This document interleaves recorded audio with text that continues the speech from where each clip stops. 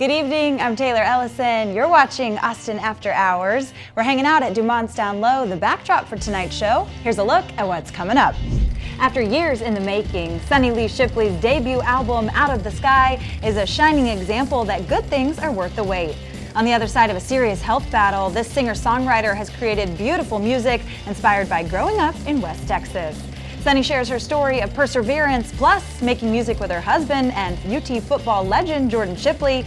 We'll hear from the retired NFL player about how he put down the football and picked up the guitar on Sunny's first album. And named one of the greatest places in the world by Time magazine, Austin's new Central Public Library is so much more than just good books. We sit down at this state-of-the-art facility with Library Director Roosevelt Weeks to learn how they became the only library to receive such an honor. And the story of an Austin cultural icon comes to life on the big screen. I sit down with director Tracy Frazier to hear about the making of Becoming Leslie, a documentary following the life of a vagabond who became an Austin legend and the lessons of resilience and empathy for people everywhere. But first, we're headed to the Yeti flagship store to catch up with Sunny and Jordan Shipley.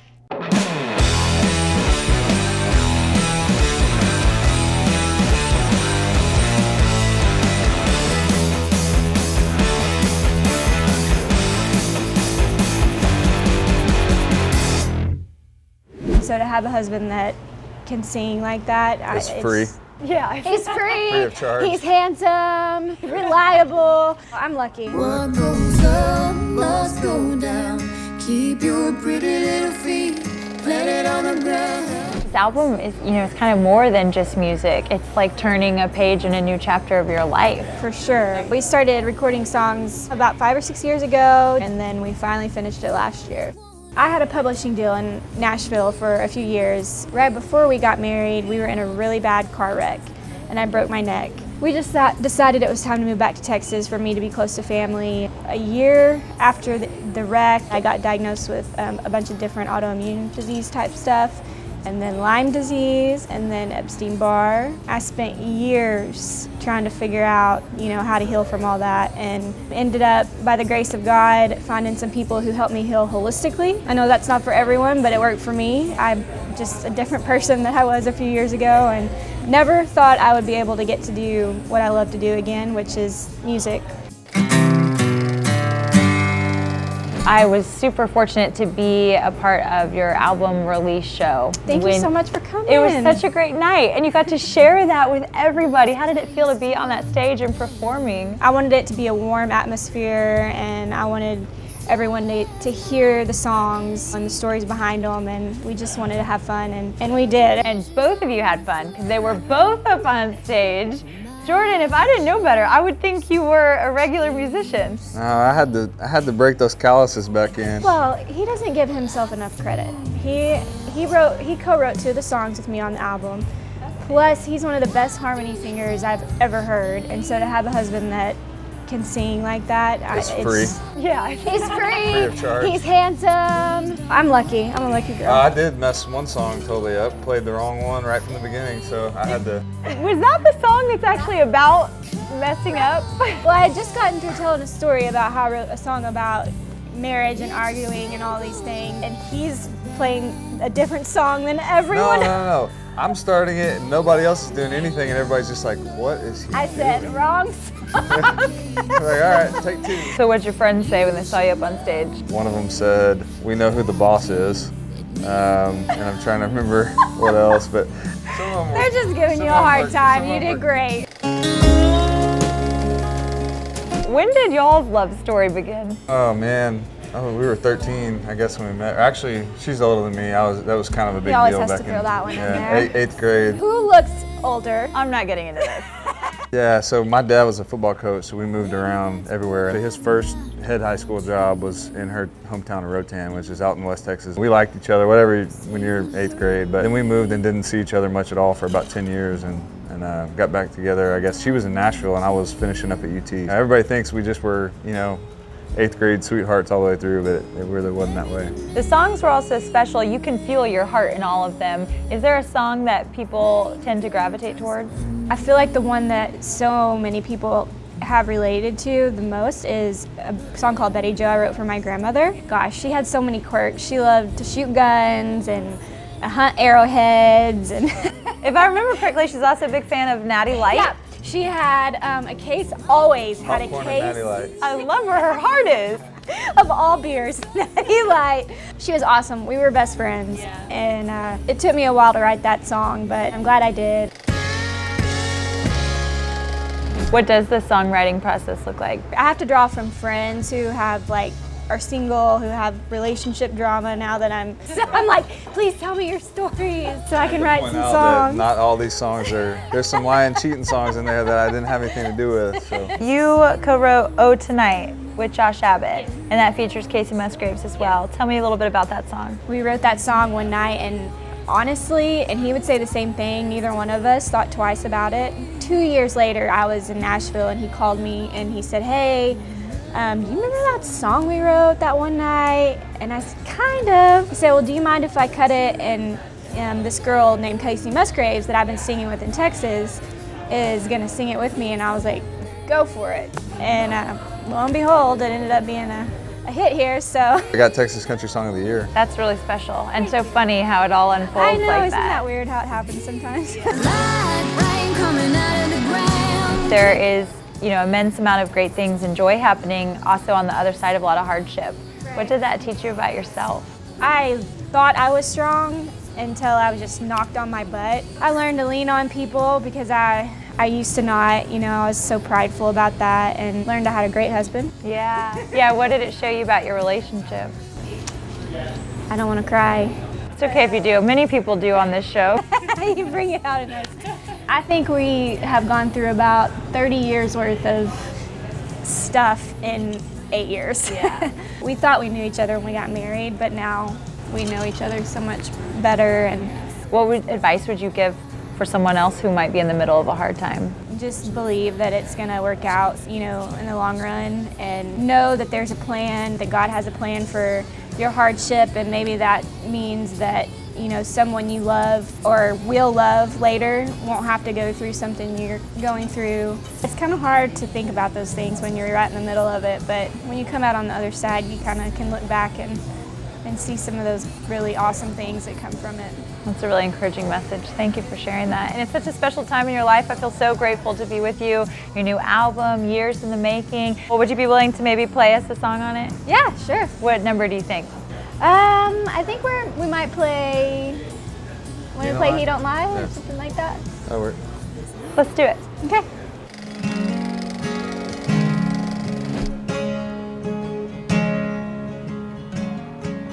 Yeah, I know it's you. Of course, I know that voice. It's the same one who told me I didn't have a choice. And it was never your fault. I was always to blame. You ran off with another, what's her name? And I used to let you come back around. Now I know better. He's holding me now, and he don't lie. He don't cheat.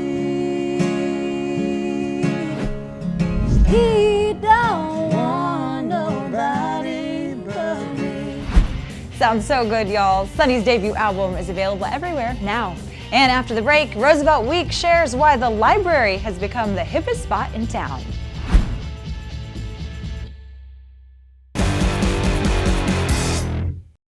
Today I'm reading Biscuit Bliss. What are you reading? I'm reading Olive Oil. How about that?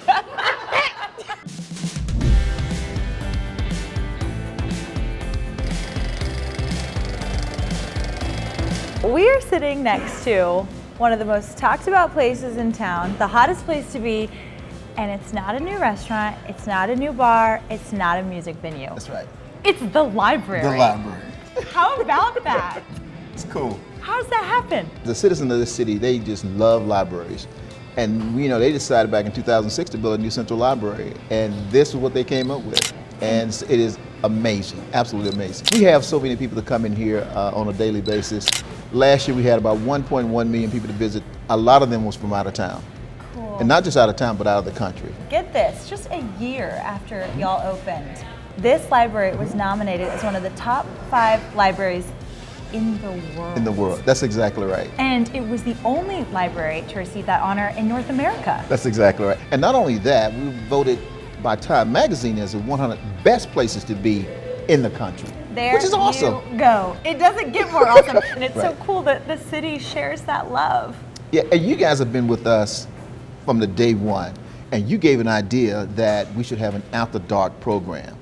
You just said it in passing, and now we have an after dark program at APL, and so it's absolutely fabulous. Well, that's great to hear. And now you're on my after hours show, so it's all coming together. It's a beautiful thing. So you are director of Austin Yes, Public I am. Libraries. How did it feel when you got that title? It was wonderful. That was one of my goals when I got into this field probably about 10 years ago. I actually got into this field by accident. I was volunteering at a library near Houston.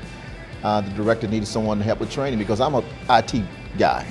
And she needed someone to help run her computer lab. And I ended up being in libraries ever since. What do you think it says about the city of Austin that people love to come here so much? That they value reading, they value education, they value literacy, they value everything that helps people to get ahead. What role did reading play in your life? It took me place. See, I'm a country boy from Mississippi. We didn't have a lot of resources. Didn't have an opportunity to go to a lot of places, but books took me there. The Britannica, books that my mom bought just take you to places that you may never go. It's so true. And shout out to your mom. Oh, she's a wonderful lady. Emma Weeks, I love you. If you see me, I love you. I feel the same way. I grew up with my mom would always take me to the library after school, and I think that instilled that love. Do you think that's where those seeds were planted? Most definitely. Speaking of parents, if I understand this correctly, you have 6 kids. Indefinitely, yes. And I'm excited about that. That is amazing. What does a day in your life look like?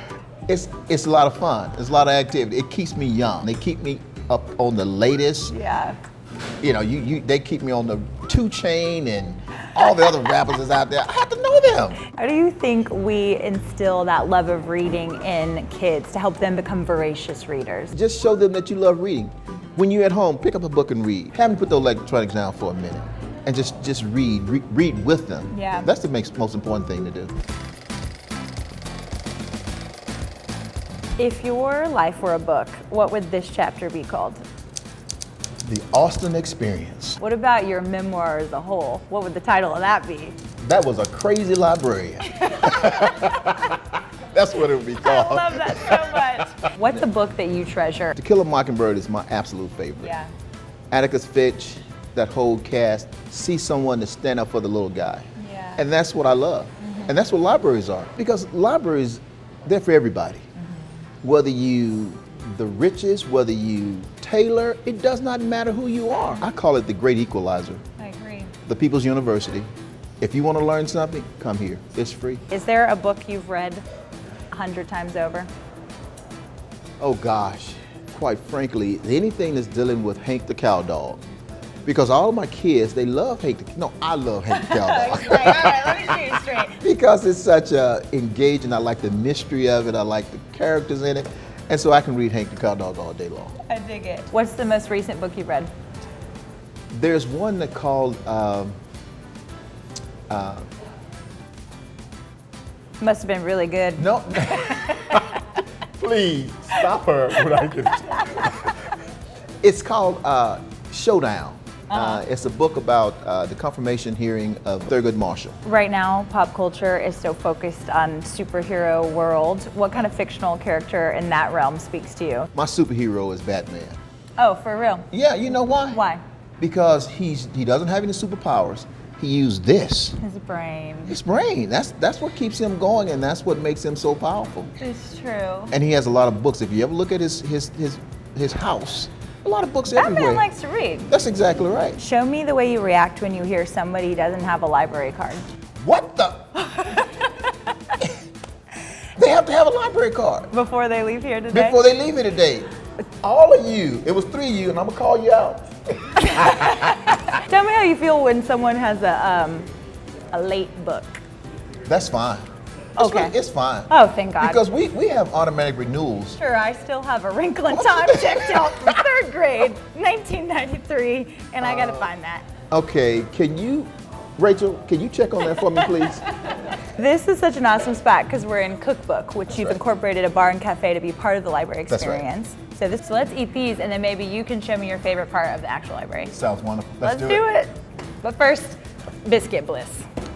Flying sausage. Okay.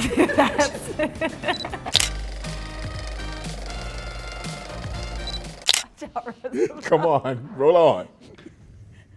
Okay. So this is your favorite area, huh? Yes, it is. Absolutely fantastic. I didn't mean to yell. It is the library, but I'm just so excited. So where are we? We're on the third floor in the teen areas. It's a special place only for teen. Today we made an exception. It has a great view of downtown, the lake. It's just wonderful. Yeah, and what is this? You guys have thought of everything. Yes, indeed. When a kid want to come study, they want to read, or they want to check out one of our laptops, they can do that. I'm telling you, if this had been around when I was in high school, you would have never gotten rid of me here. And that's the idea. What else do you love in this library? The rooftop garden is fabulous. It's a public space where you don't get a chance to see that kind of view in any other place in downtown. Plus, a relaxing area as well. What do you hope for the future? Oh gosh, more and more programming around ethnic communities and providing for them. We just recently had Kids Block Party, where we had so much diversity here. It was just absolutely remarkable. And just to see kids and family interacting in this space, that's what it's all about. The future's bright, isn't it? Very bright. Thanks for hanging with us, Roosevelt. Thank you for having me. See you later. I'm gonna check out nonfiction now. God, he's wonderful. You're having too much fun. This is not work for you. This is what life is supposed to look like.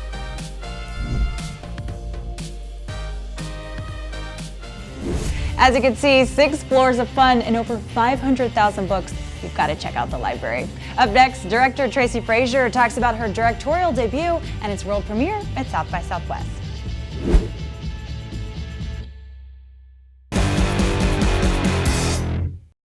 Kirk Watson said if it was a contest of legs, he would not win. And it's fair because Leslie had some great legs.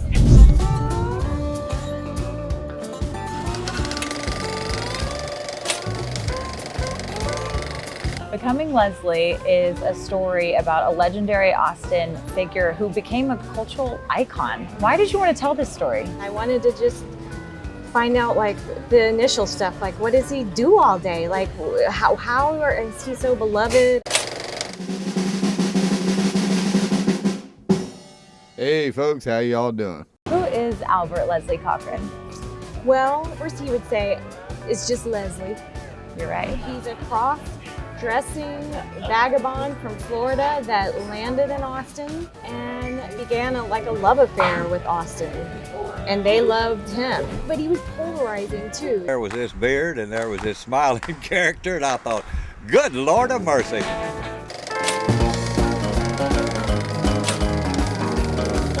What was the process like documenting him? He would direct you, or if you were looking for him, he was nowhere to be found. And if you weren't looking for him, he was right there. He's very unpredictable. I call him lovingly our unreliable narrator. He just never played by any rules. He ran for mayor 3 times. And Kirk Watson said if it was a contest of legs, he would not win. And it's fair. He had a lot of panache. Yeah, I really liked his style. I mean, there were some times where I was like, whoa, ooh, I don't know about that.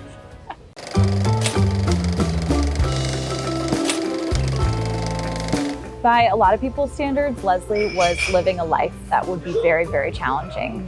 Do you think Leslie was happy? When I saw some of Ruby's footage of him in his shed, I remember thinking, oh my God, I feel so sorry for him. And then as I kept watching it, I just thought, oh my God, no, this is his element. He's happy.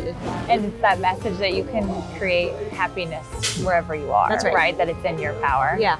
What did you learn about yourself in the process? To let some things go, things that I can't control. And then I learned to not have to control everything, especially when you're trying to follow him in a thong.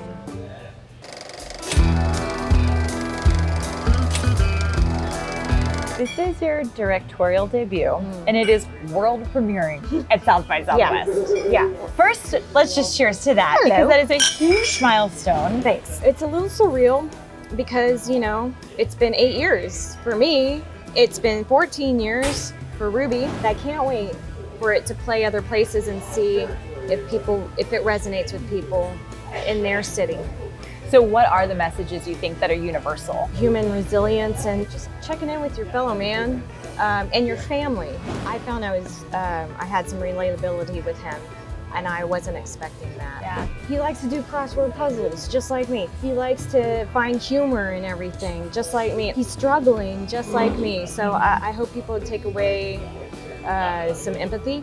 Yeah. It's in human nature to judge. Just pause. Take a moment. I don't think there's any more powerful message than that, quite frankly. And if you can convey that through a film, then you've created something beautiful. Thank you.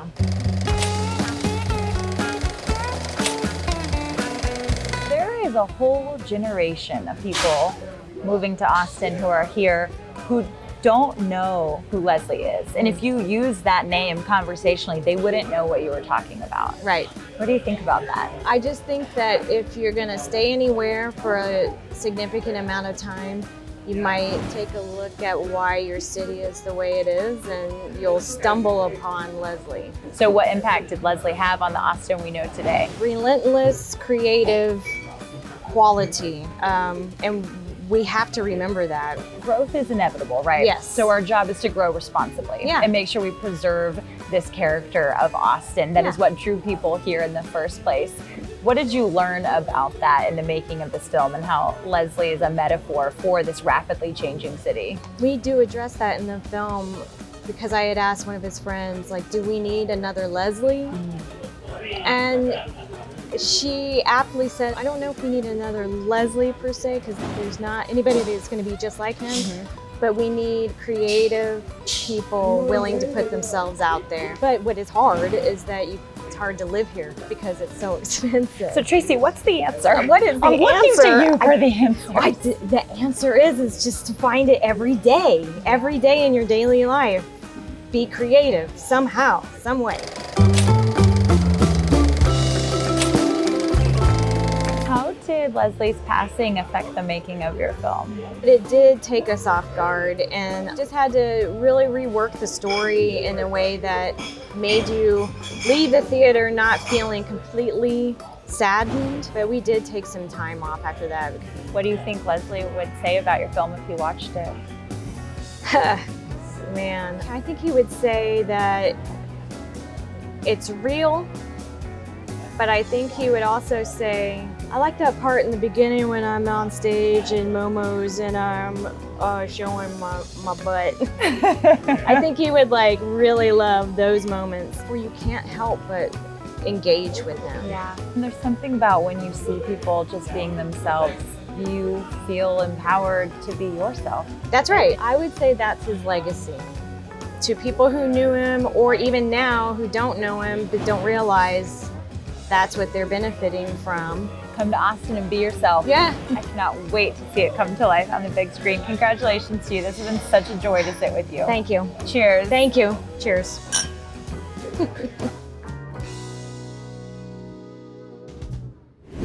Thanks so much, Tracy, and thank you for hanging out with us tonight. We'll be right back here next week with more great Austin stories. Until then, you can find this complete episode on YouTube and check us out on social media. Cheers.